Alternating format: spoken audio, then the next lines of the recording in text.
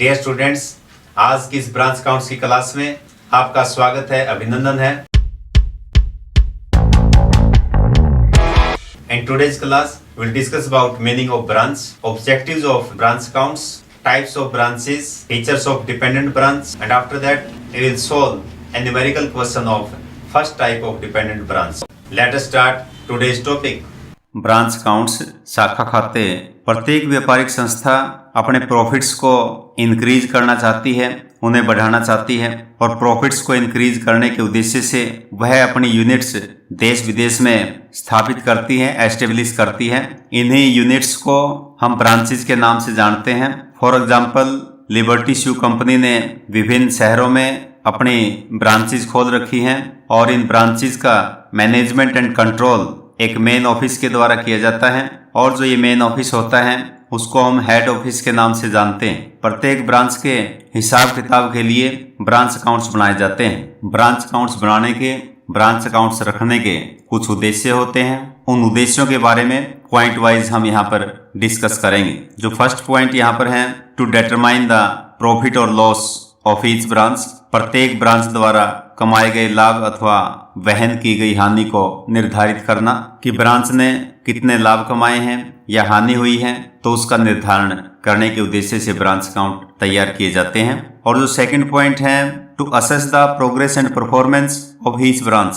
प्रत्येक ब्रांच की प्रगति तथा निष्पत्ति का मूल्यांकन करना कि जो ब्रांच है वो कितनी प्रोग्रेस कर रही है, क्या उसकी परफॉर्मेंस है। इस उद्देश्य के लिए भी हम ब्रांच अकाउंट जो है तैयार करते हैं। और जो थर्ड पॉइंट है वो हम देख रहे हैं, to have an effective control on each branch. प्रत्येक शाखा पर प्रभावी नियंत्रण रखना। तो प्रत्येक शाखा के ऊपर हेड ऑफिस अपना प्रभावशाली नियंत्रण रखना चाहता है, इसलिए ब्रांच अकाउंट्स तैयार किए जाते हैं। और फोर्थ पॉइंट है, to increase the efficiency of each branch. प्रत्येक शाखा की कार्यक्षमता बढ़ाना। तो प्रत्येक शाखा की एफिशिएंसी हेड ऑफिस के द्वारा समय समय पर चेक की जाती है और जहां पर कार्यक्षमता को बढ़ाने की आवश्यकता होती है तो उसे बढ़ाने के लिए वहां पर उपाय किए जाते हैं, उसके लिए प्रयास किए जाते हैं। ये था हमारा फोर्थ पॉइंट। और फिफ्थ पॉइंट हम देख रहे हैं, to make proper arrangement of goods and cash for each branch. प्रत्येक शाखा के लिए माल और रोकड़ की उचित व्यवस्था करना। प्रत्येक शाखा के पास गुड्स सेल करने के लिए उपलब्ध है या नहीं है, उसके पास कैश की व्यवस्था है कि नहीं है, इस उद्देश्य के लिए भी ब्रांच अकाउंट्स को सिस्टमेटिक ढंग से रखना आवश्यक होता है। और जो सिक्स्थ पॉइंट हम यहाँ पर देख रहे हैं, to know financial position of the branch as well as whole business.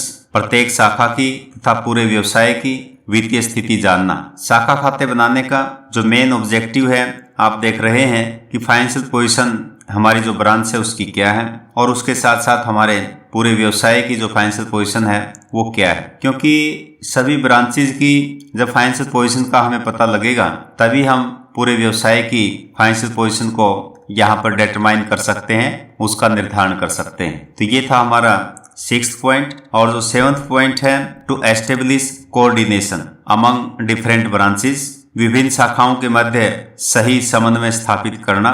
तो ये भी एक मुख्य उद्देश्य यहाँ पर रहता है। तो कई बार हम एक ब्रांच से गुड्स हैं और दूसरी ब्रांच में हम भेजते हैं। जैसे मुंबई में हमारी 10 ब्रांचेज हैं, तो मुंबई के अंदर एक ब्रांच के पास गुड्स एक्स्ट्रा हैं तो वहां से गुड्स को दूसरी ब्रांच के पास भेज दिया जाता है। एक ब्रांच के पास कैश अवेलेबल है, दूसरी ब्रांच के पास कैश अवेलेबल नहीं है, तो वहीं लोकल वहां पर कैश को ट्रांसफर कर दिया जाता है। और ऐसा तभी संभव हो पाता है जब विभिन्न शाखाओं में, ब्रांचेज में आपस में कोऑर्डिनेशन हो। तो कोऑर्डिनेशन स्थापित करना भी एक मुख्य उद्देश्य यहाँ पर रहता है। ये है हमारा सेवंथ पॉइंट। और एट्थ पॉइंट जो है, to provide solid suggestions for effective operation of each branch. प्रत्येक शाखा के परिचालन में सुधार के लिए ठोस सुझाव देना। तो सॉलिड सजेशंस तभी प्रोवाइड किए जा सकते हैं जब हम ब्रांचेज के संबंध में प्रॉपर और सिस्टमेटिक ढंग से वहां पर अकाउंट्स मेंटेन करते हैं। और कई बार हम देखते हैं कि एक ब्रांचेज के कुछ अनुभव हमारे पास आते हैं, उन्हीं अनुभवों को, एक्सपीरियंसेस को हम दूसरी ब्रांचेज में भी शेयर करते हैं। इससे उनका जो कार्य है वो और ज़्यादा प्रभावशाली ढंग से वहाँ पर संपन्न हो पाता है। तो ये था हमारा 8th पॉइंट। और जो 9th पॉइंट हम यहाँ पर देख रहे हैं, to fulfil the audit requirements under companies act, company अधिनियम के अंतर्गत अंकेक्षण की अनिवार्यताओं को पूरा करने के लिए। तो ऑडिट रिक्वायरमेंट्स को हमने पूरा करना होता है और उसके लिए प्रॉपर ढंग से, सिस्टमेटिक ढंग से हमने अकाउंट्स रखने होते हैं, तभी उनका ऑडिट हो पाता है। तो कंपनीज एक्ट के नियमों की पालना करने के उद्देश्य से यहाँ पर ब्रांच अकाउंट्स तैयार करने जरूरी होते हैं। और last but not least point हम यहाँ पर देख रहे हैं, to ascertain the amount of commission payable to branch manager if it is based on profits, शाखा प्रबंधक को देय कमीशन की गणना करने के लिए यदि यह लाभों पर आधारित हो। कमीशन की जो कैलकुलेशन है वो तभी सही ढंग से हो पाएगी जब हम उस ब्रांच के जो खाते हैं, अकाउंट्स हैं, उनको हम ठीक ढंग से वहां पर रखेंगे। तो ये कुछ main objectives of maintaining the branch accounts हमने यहाँ पर डिस्कस किए हैं। और अब हम टाइप्स ऑफ ब्रांचेस के बारे में यहाँ पर चर्चा करेंगे कि शाखाओं के प्रकार, कि कौन कौन सी कितने प्रकार की शाखाएं होती हैं, क्योंकि प्रत्येक प्रकार की शाखा के लिए अकाउंट्स तैयार करने की विधियां हैं वो अलग अलग रहती हैं। तो सबसे पहले आप देख रहे हैं इनलैंड ब्रांचेस, अंतर्देशीय शाखाएं, और दूसरा मेन पॉइंट यहाँ पर है फॉरेन ब्रांचेस, विदेशी शाखाएं। जो इनलैंड ब्रांचेस हैं, अंतर्देशीय शाखाएं हैं, अपने देश के अंदर स्थापित जो शाखाएं हैं उनको हम फर्दर दो भागों में बांटते हैं, जैसा कि आप देख रहे हैं। इनमें फर्स्ट पॉइंट है डिपेंडेंट ब्रांचेस, आश्रित शाखाएं, और जो सेकंड पॉइंट है इंडिपेंडेंट ब्रांचेस, स्वतंत्र शाखाएं। और अब हम प्रत्येक ब्रांच के बारे में विस्तार से यहाँ पर चर्चा करेंगे और ये जानने का प्रयास करेंगे कि वहाँ पर ब्रांच अकाउंट्स किस प्रकार से तैयार किए जाते हैं। सबसे पहले जो फर्स्ट मेन पॉइंट है इनलैंड ब्रांचेस, अंतर्देशीय शाखाएं, इसके अंतर्गत जो डिपेंडेंट ब्रांचेस हैं, आश्रित शाखाएं हैं, उनके बारे में हम यहाँ पर डिस्कस कर रहे हैं। जैसा कि नाम से ही प्रतीत होता है, आश्रित शाखाएं, डिपेंडेंट ब्रांचेस, ये वे ब्रांचेस होती हैं जो केवल हेड ऑफिस से माल प्राप्त करती हैं और प्रतिदिन जो भी कैश इनके पास आता है, डेली जितनी भी कैश रसीट्स इनके पास होती हैं, उन्हें हेड ऑफिस के पास भेज देती हैं। और जो एक्सपेंसेस यहाँ पर किए जाते हैं उनके लिए भी पूर्णतः यहाँ पर डिपेंडेंस रहती है हेड ऑफिस के ऊपर। हेड ऑफिस के द्वारा ही एक्सपेंसेस के लिए राशि इनके पास भेजी जाती है। तो ये शाखाएं माल के संबंध में, कैश के संबंध में, एक्सपेंसेस के संबंध में पूर्ण रूप से डिपेंडेंट होती हैं, आश्रित होती हैं, इसीलिए इनको डिपेंडेंट ब्रांचेस या आश्रित शाखाएं कहते हैं। ये शाखाएं वास्तव में हेड ऑफिस की एक एजेंसी की तरह कार्य करती हैं। डिपेंडेंट ब्रांचेस अपने लेन देनों का लेखा रखने के लिए, ट्रांजैक्शंस को रिकॉर्ड करने के लिए बुक्स ऑफ अकाउंट्स नहीं रखती हैं। ये केवल कुछ मेमोरेंडम बुक्स, स्मरणार्थ पुस्तकें ही मेंटेन करती हैं। जैसे एक कैश बुक ये रख लेती हैं, एक सेल्स बुक रख लेती हैं, और स्टॉक का रिकॉर्ड रखने के लिए एक स्टॉक रजिस्टर रख लेती हैं। और ये बुक्स भी इसीलिए रखी जाती हैं ताकि हेड ऑफिस को लेन देनों के संबंध में जानकारी वहां पर दी जा सके। कैश बुक में कैश से संबंधित लेन देन लिखे जाते हैं, सेल्स बुक में सेल्स से संबंधित लेन देन लिखे जाते हैं, और जो स्टॉक रजिस्टर होता है उसमें स्टॉक के बारे में जानकारी वहां पर उपलब्ध रहती है कि कितना माल बिक गया है और कितना माल शेष रहता है। अकाउंटिंग पर्पज से इन ब्रांचेज के संबंध में सभी बुक्स सिस्टमेटिक ढंग से हेड ऑफिस के द्वारा ही रखी जाती हैं और उन्हीं के आधार पर ब्रांच का ऑडिट ऑडिटर्स के द्वारा किया जाता है। इन सब जानकारियों के आधार पर हम कह सकते हैं कि जो डिपेंडेंट ब्रांचेज होती हैं वो एक माइनर सन की तरह होती हैं, अवयस्क पुत्र की तरह होती हैं। जिस प्रकार से एक छोटे बच्चे को हम कुछ राशि देते हैं और उसका हिसाब किताब उसी समय उससे ले लेते हैं, ठीक इसी प्रकार से इन ब्रांचेज के साथ भी ऐसा ही व्यवहार किया जाता है। डिपेंडेंट ब्रांचेज को समझने के लिए इनकी फीचर्स के ऊपर, इनकी विशेषताओं के ऊपर एक नज़र डालना जरूरी है कि क्या क्या विशेषताएं इन ब्रांचेज में होती हैं। तो फीचर्स ऑफ डिपेंडेंट ब्रांचेज में फर्स्ट पॉइंट हम यहाँ पर देख रहे हैं कि these branches can sell the goods Saint only by the head office. Head office के द्वारा जो माल भेजा जाता है उसी माल को ये बेचती हैं, सेल करती हैं, क्योंकि सामान्यतः इन ब्रांचेज को ये अधिकार नहीं रहता है कि वो लोकल मार्केट से वहां से माल खरीद करके बेच सकें। तो ये फर्स्ट पॉइंट है। और जो सेकंड पॉइंट हम देख रहे हैं, all the major expenses of these branches like salary, rent, insurance, advertisement etcetera are paid by the head office. जो मेजर एक्सपेंसेस हैं, चाहे वो सैलरी का है, रेंट का है, चाहे वो इंश्योरेंस का है या एडवर्टाइजमेंट का, विज्ञापन का है, ये सभी के सभी सारे खर्चे हेड ऑफिस के द्वारा पे किए जाते हैं। और जो थर्ड पॉइंट यहाँ पर है, the head office sends some amount in advance for these branches in order to meet their petty expenses like postage, cartage, entertainment expenses etc. तो जो छोटे मोटे खर्चे डिपेंडेंट ब्रांचेज अपने ऑफिस में करती हैं, तो उनके लिए एडवांस में राशि हेड ऑफिस के द्वारा भेजी जाती हैं। तो छोटे मोटे खर्चे जैसे कि पोस्टेज का खर्चा है, कोई कार्टेज का, कोई रिक्शा चार्जेस का खर्चा है या कोई जलपान का खर्चा है, इन सब खर्चों के लिए एडवांस में राशि हेड ऑफिस के द्वारा भेजी जाती है। ये था हमारा थर्ड पॉइंट। और जो फोर्थ पॉइंट यहाँ पर हम फीचर्स में देख रहे हैं, the total cash collected by these branches is to be deposited in the local bank account of the head office और sent to the head office daily. तो जितना भी कैश ये ब्रांचेज कलेक्ट करती हैं, उस कैश को जैसे हेड ऑफिस इंस्ट्रक्शन देता है कि लोकल बैंक अकाउंट वहां पर हेड ऑफिस का होता है, तो उस हेड ऑफिस के अकाउंट में बैंक के अंतर्गत जो है वो राशि जमा करवाई जाती है। या फिर जैसी भी स्थिति हो, नकद में राशि भेजने का वहां पर प्रावधान है, तो नकद में राशि वहां पर हेड ऑफिस में भेज दी जाती है। तो इस विशेषता से यहाँ पर स्पष्ट होता है कि ये जो ब्रांचेज हैं पूर्णतः डिपेंडेंट हैं और ये अपने पास कैश की राशि नहीं रख सकती हैं। और जो पांचवा पॉइंट फीचर्स में हम देख रहे हैं, the main accounts concerning the transactions of these branches are maintained by the head office. तो मेन अकाउंट्स हैं ऑडिट के पर्पज से, जिनका ऑडिट होना होता है, वो सारे के सारे अकाउंट्स हेड ऑफिस के द्वारा इन ब्रांचेज के लिए मेंटेन किए जाते हैं। और जो सिक्स्थ यहाँ पर पॉइंट है वो है, these branches keep some memorandum books only like as sales book, stock register, cash book etcetera. तो सिर्फ मेमोरेंडम बुक्स 3-4 ये जो है ब्रांचेज मेंटेन करती हैं। जैसे सेल्स बुक है तो उसमें सेल्स के बारे में रिकॉर्ड रख लिया जाता है, स्टॉक रजिस्टर है जो रिमेनिंग हमारे पास स्टॉक है उसकी जानकारी इसमें रहती है, और जो कैश बुक है तो छोटे मोटे खर्चों के लिए जो पेमेंट यहाँ पर रिसीव की जाती है तो उसका हिसाब किताब यहाँ पर रखा जाता है। तो सिर्फ मेमोरेंडम बुक्स ही यहाँ पर ब्रांचेज के ऑफिस में रखी जाती हैं, उन्हीं को मेंटेन किया जाता है, और जो मेन अकाउंट्स हैं वो हेड ऑफिस के द्वारा ही वहां पर रखे जाते हैं। क्योंकि सारी जानकारी हेड ऑफिस के पास रहती है कि ब्रांच ने कितना माल सेल किया है, कितना कैश हमने वहां पर भेजा था और कितना कैश वहां पर अवेलेबल है। तो ये था हमारा सिक्स्थ पॉइंट। और जो सेवंथ पॉइंट हम यहाँ पर देख रहे हैं, selling price of goods is determined by the head office.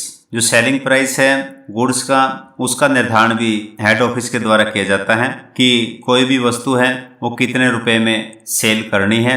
इसके बारे में हेड ऑफिस से इंस्ट्रक्शन जैसे मिलती हैं, उन्हीं को यहाँ पर फॉलो किया जाता है। और जो 8th पॉइंट हम देख रहे हैं, these branches can be permitted by the head office to make local purchases in special circumstances. सामान्य परिस्थितियों में ये जो डिपेंडेंट ब्रांचेज होती हैं उसी माल को सेल कर सकती हैं जो हेड ऑफिस से इनको मिलता है। लेकिन विशेष परिस्थितियों में हेड ऑफिस इन्हें कई बार परमिशन दे देता है कि वो लोकल मार्केट से माल परचेज करके वहां पर वो सेल कर सकती है। ये था हमारा 8th पॉइंट। और लास्ट पॉइंट हम यहाँ पर देख रहे हैं, normally these branches are small in size and treated as minor son. तो ये भी एक विशेषता इसकी है कि ये जो ब्रांचेज होती हैं डिपेंडेंट ब्रांचेज, ये साइज में, आकार में छोटी होती हैं, यहाँ पर कम लेन देन होते हैं और एक एबेस्क पुत्र की तरह, एक माइनर सन की तरह इन्हें ट्रीट किया जाता है, इनके साथ व्यवहार किया जाता है। तो ये कुछ फीचर्स हमने यहाँ पर डिस्कस की हैं डिपेंडेंट ब्रांचेज की। और अब डिपेंडेंट ब्रांचेज के संबंध में अकाउंटिंग ट्रीटमेंट जो होता है उसके बारे में हम यहाँ पर डिस्कस करेंगे। अकाउंटिंग ऑफ डिपेंडेंट ब्रांचेज यानी कि आश्रित शाखाओं का लेखांकन।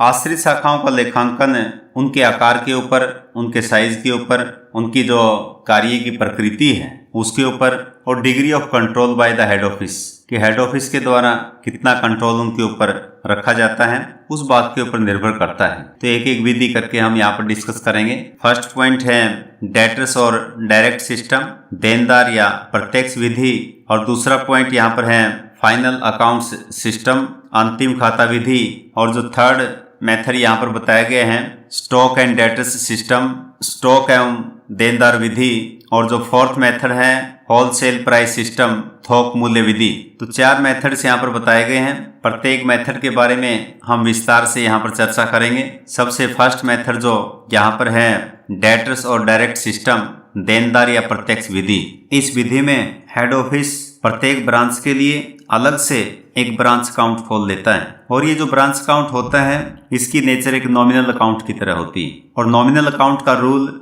इसके ऊपर अप्लाई होता है, that is debit all expenses and losses and credit all incomes and gains, कि जितने भी एक्सपेंसेस हैं, लॉसेज हैं, उनको हमने डेबिट करना होता है, और जितने भी इनकम्स हैं, गेन्स हैं, उनको हमने क्रेडिट करना होता है। And if the total of credit side of the branch account exceeds that of the debit side, it indicates profit and conversely it indicates loss. यदि ब्रांच अकाउंट के क्रेडिट साइड का जोड़ वहां पर अधिक आता है तो इसका मतलब है कि प्रॉफिट ब्रांच कमा रही है, और डेबिट साइड का जोड़ अधिक आता है तो इसका मतलब ये है कि ब्रांच के यहाँ पर लॉस चल रहा है। अकाउंटिंग पॉइंट ऑफ व्यू से डिपेंडेंट ब्रांचेस को इस मेथड के अंतर्गत 3 भागों में बांटा जाता है। 3 कैटेगरीज उनकी रहती हैं। पहली टाइप की जो ब्रांचेज हैं कि branches receiving goods from the head office at cost price and making cash sales only. तो हेड ऑफिस से ये ब्रांचेज कॉस्ट प्राइस पर माल प्राप्त करती हैं और नकद में सेल करती हैं, उधार में सेल ये नहीं कर सकती।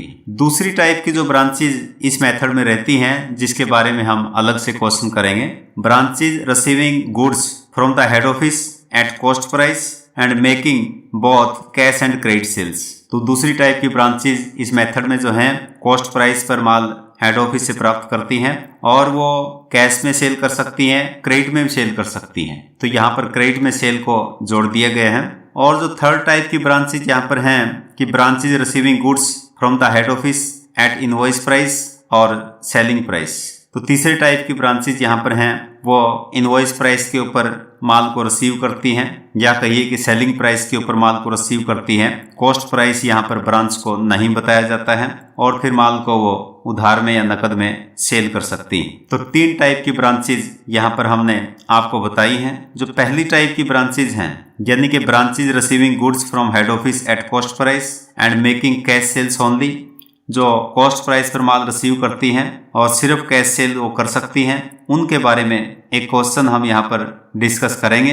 तो ये ब्रांचेज जैसे ही माल बिकता है उसी टाइम जो है कैश को हेड ऑफिस को भेज देती हैं, या हेड ऑफिस का वहाँ पर लोकल बैंक में वहाँ पर खाता होता है, वहाँ पर वो जमा करवा देती हैं। और पेटी एक्सपेंसेस के लिए हेड ऑफिस अलग से इन ब्रांचेस के पास राशि भेजता है। तो इन्हीं ब्रांचेस के बारे में एक क्वेश्चन हम यहाँ पर कर रहे हैं, और उस क्वेश्चन के माध्यम से ही सारी एंट्रीज हम आपको बताएंगे, और ब्रांच अकाउंट किस प्रकार से खोला जाता है, किस प्रकार से उसके डेबिट में एंट्रीज होती हैं, किस प्रकार से क्रेडिट में एंट्रीज होती हैं, सभी एंट्रीज के बारे में हम जो है उस क्वेश्चन के माध्यम से ही यहाँ पर डिस्कस करेंगे। तो जो क्वेश्चन है, alpha limited of Chandigarh has a branch at Hisar.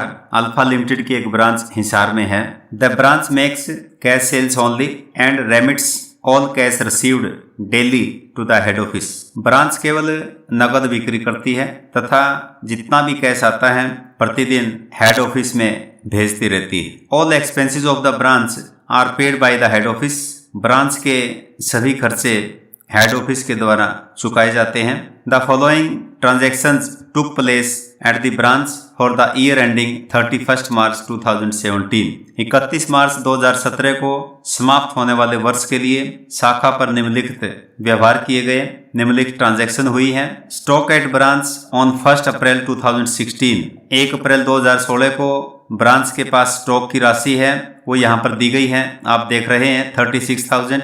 अगर हो सके तो आप फिगर्स को नोट कर लें। स्टॉक की राशि यहाँ पर दी गई है 36,000। फिर आगे लिखा है good supply to branch during the year. वर्ष के दौरान ब्रांच को जो माल भेजा गया है उसकी राशि यहाँ पर लिखी गई है ₹2,50,000। Cash send to branch for following expenses, branch को निम्नलिखित व्ययों के लिए रोकड़ भेजी गई है। रेंट, किराए के लिए ₹6,500, सैलरीज के लिए, वेतन के लिए ₹18,000 और एडवर्टाइजमेंट के लिए, विज्ञापन के लिए ₹2,500। Goods return by the branch, branch ने कुछ माल वापस कर दिया है ₹4,000 का।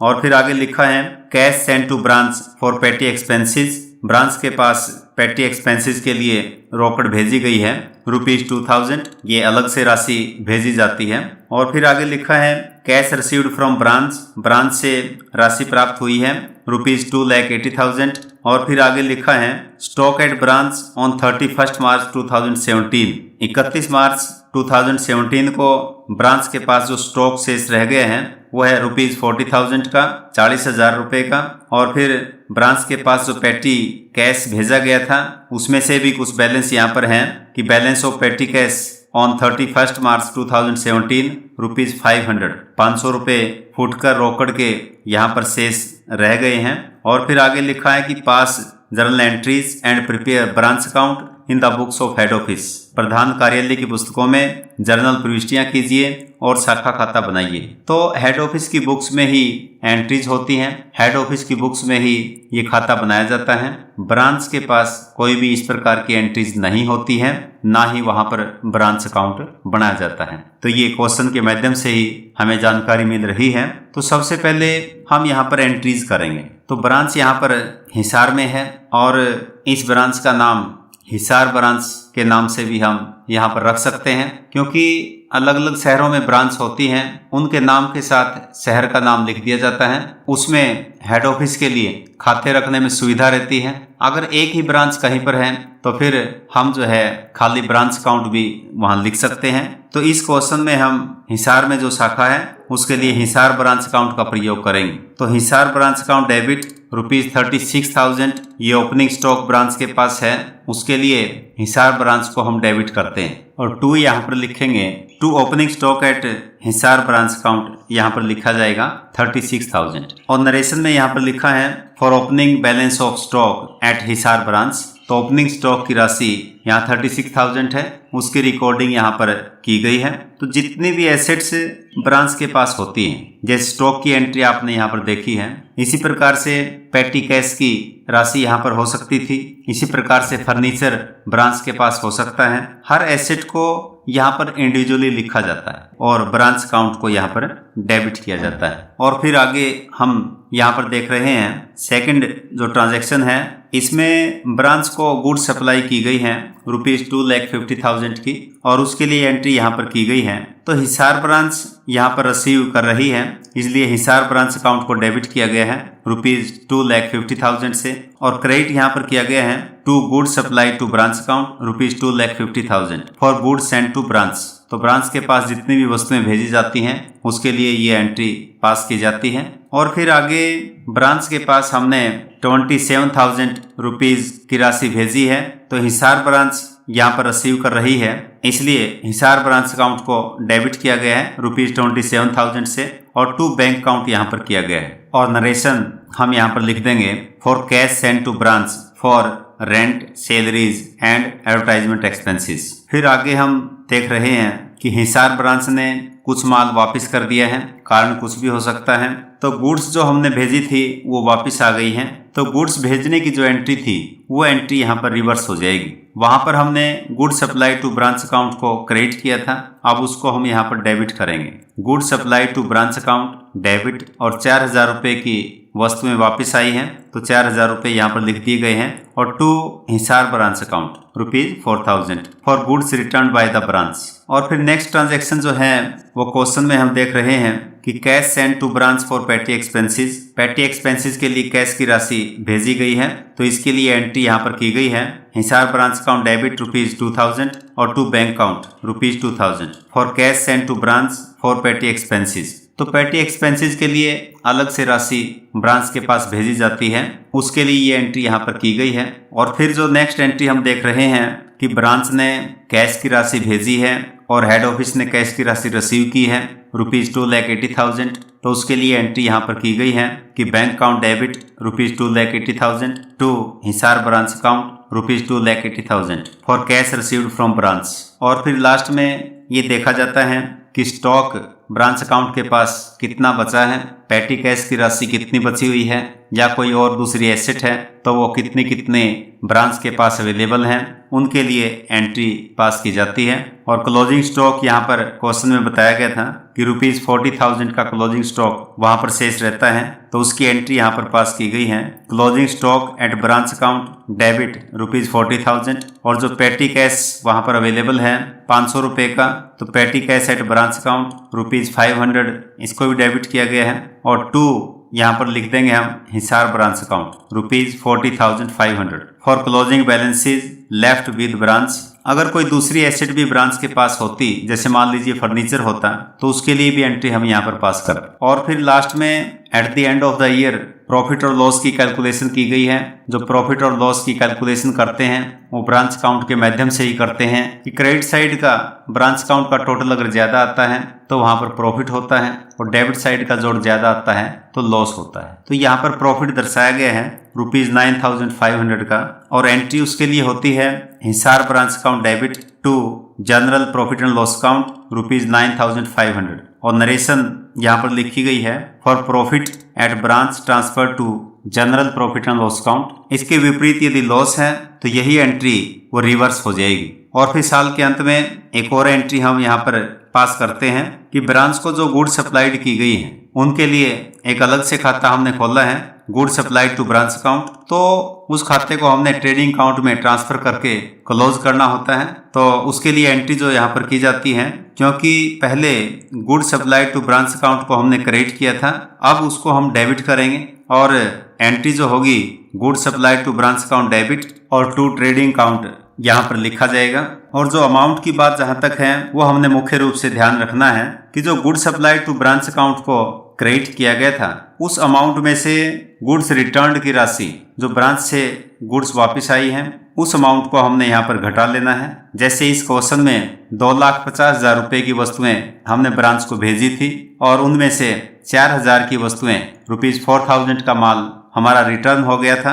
तो इस प्रकार से ₹2,46,000 यहाँ पर शेष रहता है। उसी अमाउंट से ये एंट्री यहाँ पर हमने करनी और नरेशन में हम लिख देंगे for balance of goods supplied to branch transferred to trading account. तो इस प्रकार से ब्रांच के संबंध में हेड ऑफिस की बुक्स में जर्नल एंट्रीज पास की जाती हैं।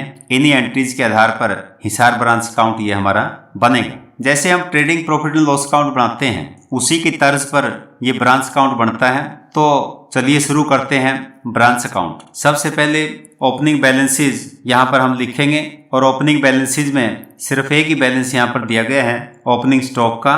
तो उसके लिए हम एंट्री यहाँ पर करेंगे to balance BD opening stock और अमाउंट लिख देंगे ₹36,000। और फिर एंट्रीज को ध्यान में रखते हुए हम यहाँ पर हिसार ब्रांच अकाउंट के डेबिट में यहाँ पर पोस्टिंग करेंगे to goods supplied to branch ₹2,50,000 का माल ब्रांच को भेजा गया था, उसकी एंट्री यहाँ पर की गई।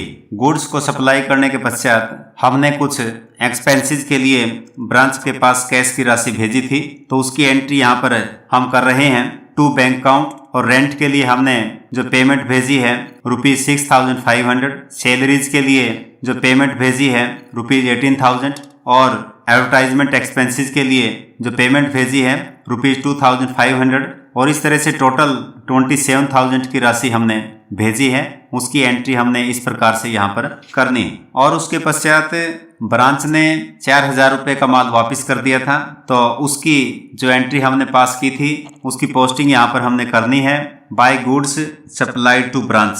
तो क्रेडिट साइड में सेम अकाउंट का नाम वही लिखा जाएगा goods supply to branch account. तो ₹4,000 से यहाँ पर पोस्टिंग की जाएगी। और उसके पश्चात जो एंट्री हमने पास की थी पेटी एक्सपेंसेस के लिए जो पेमेंट भेजी गई है ₹2,000 की, तो उसकी पोस्टिंग यहाँ पर होगी टू बैंक अकाउंट और ब्रैकेट में हम लिख देंगे पेटी एक्सपेंसेस ₹2,000। और उसके उपरांत हिसार ब्रांच ने ₹2,80,000 की राशि हेड ऑफिस में भेजी है, तो उसके लिए एंट्री हमने की थी और उसकी पोस्टिंग यहाँ पर हम देख रहे हैं बाय बैंक अकाउंट ₹2,80,000। और अब हम हिसार ब्रांच अकाउंट में क्लोजिंग बैलेंसेज लिखेंगे और यहाँ पर आप देख रहे हैं कि by balance CD closing stock है ₹40,000 का और जो पेटी कैश शेष वहां पर ब्रांच के पास है ₹500 का, तो उनकी रिकॉर्डिंग यहाँ पर हमने करनी होती है। अगर ब्रांच के पास कोई और एसेट है तो उसको भी यहाँ पर हम लिख सकते हैं। और इस प्रकार से क्लोजिंग बैलेंस शीट लिखने के उपरांत हिसार ब्रांच अकाउंट का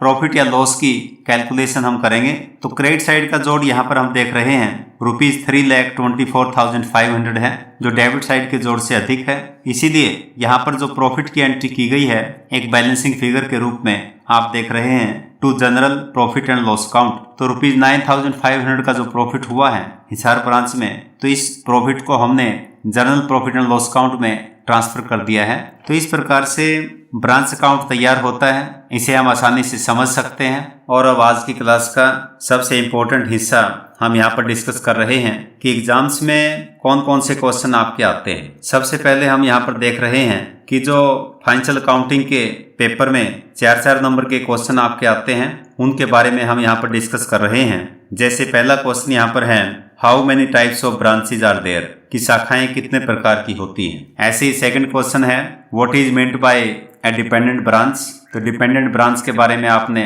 विस्तार से जानकारी यहाँ पर देनी है। What do you understand by branch accounts, branch account से आप क्या समझते हैं, 4 नंबर का क्वेश्चन ये है। What are the objectives of keeping branch accounts, तो ब्रांच अकाउंट्स तैयार करने के जो ऑब्जेक्टिव्स हैं, उद्देश्य हैं, उनके बारे में आपने यहाँ पर बताना है। और ठीक इसी प्रकार से एक और क्वेश्चन आप देख रहे हैं, what do you understand bye debtors और डायरेक्ट सिस्टम। और फिर अब जो लॉन्ग थ्योरेटिकल क्वेश्चंस हैं उनके बारे में हम यहाँ पर देख रहे हैं। फर्स्ट क्वेश्चन जो है, what do you understand by branch accounts, explain different types of branches. Second question है, what do you mean by a dependent branch, what are the rules for making accounting records of dependent branches. आश्रित शाखाओं से संबंधित लेखांकन नियमों को यहाँ पर लिखना है। और अब एक न्यूमेरिकल क्वेश्चन, इसे आप नोट कर सकते हैं, आपने इसे सोल्व करना है। Kanpur shoes company has a branch at Ludhiana, the branch makes cash sales only and remits all cash received daily to the head office. All expenses of the branch are paid by the head office. The following transactions took place at the branch for the year ending 31st March 2017. Stock at branch on 1st April 2016 rupees 20,000. Goods supplied to branch during the year rupees 2,25,000. Cash sent to branch for following expenses: salaries rupees 30,000, insurance rupees 2,000, telephone expenses rupees 1,500.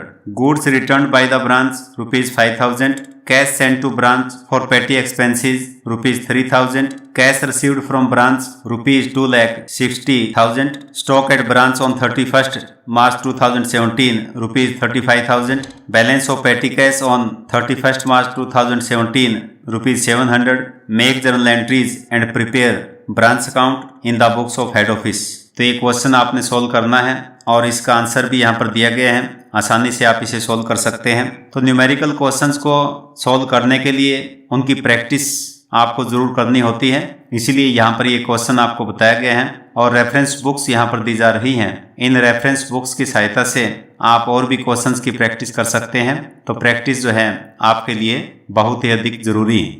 Dear students, in today's class we have discussed about meaning of branch, objectives of branch accounts, types of branches, features of dependent branches and also solve a numerical question. इस आशा और उम्मीद के साथ कि आज के topic आपको समझ में आ गए हैं। Thank you very much for joining the class.